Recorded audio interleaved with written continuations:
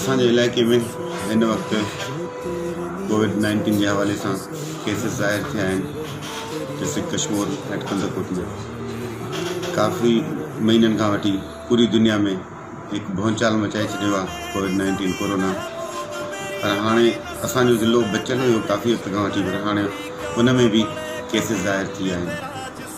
सो उन हवाले सां हाणे त हर हाल में असांजे इलाइक़े जो माण्हू पढ़ियल लिखियल तोड़े जो अणपढ़ियल भी हिन बीमारी खां पाण खे बचाए कोशिशि करे जेतिरो मुमकिन थी सघे जिथे भी वञे कंहिंसां बि हथ न मिलाए ऐं 6 फुट घटि में घटि परे वेही करे जेकॾहिं ॻाल्हाए थो त ॻाल्हाए, उन सां मास्क ज़रूरु पायो। छो त मास्क खां सवाइ किथे कॾहिं बि लॻी सघे थो इहो कोरोना जो वायरस। उन खां अलावा हिन वायरस के अॼुकल्ह जेके आम माण्हू सम्झनि पिया त कुझु नए शो आहे, उहो ग़लतफ़हमी जो शिकार आहिनि।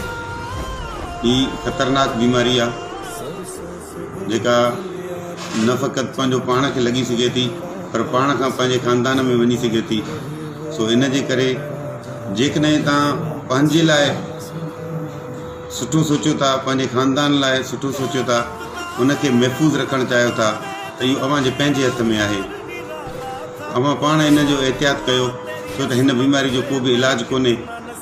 हिन बीमारी लाइ अञा ताईं का वैक्सीन बि न ठही सघी आहे। इन करे जेतिरो मुमकिन हुजे तव्हां पंहिंजो पाण खे हिन बीमारीअ खां बचायो ऐं 20 सेकंडनि जे लाइ बार बार हर कलाक खां पोइ अव्हां हथ धो पंहिंजा चङी तरह सां, ऐं हथ कंहिंसां मिलायो बि न।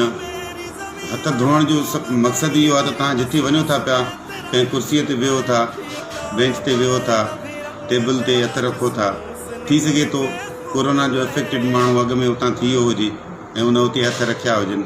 सो उन हवाले सां तव्हांजा हथ बार बार धोइणु तमामु लाज़मी आहिनि। ऐं उन खां अलावा हिन खे ख़ुदारा मज़ाक़ न सम्झो। पंहिंजे लाइ ऐं पंहिंजे ख़ानदान जे लाइ हिन बीमारीअ खां पाण खे महफ़ूज़ रखो, ऐं उनजो हिकिड़ो ई तरीक़ो आहे, उहो आहे